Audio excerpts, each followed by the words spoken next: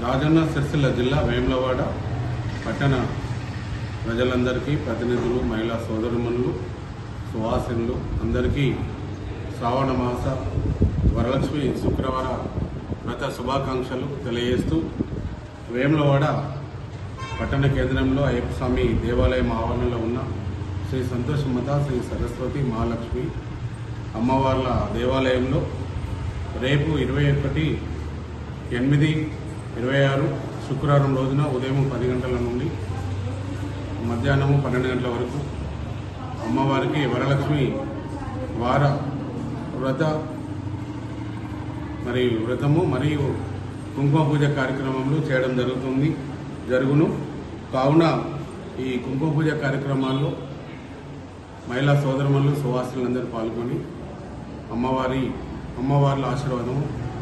తీసుకోవాలని కోరుచున్నాను.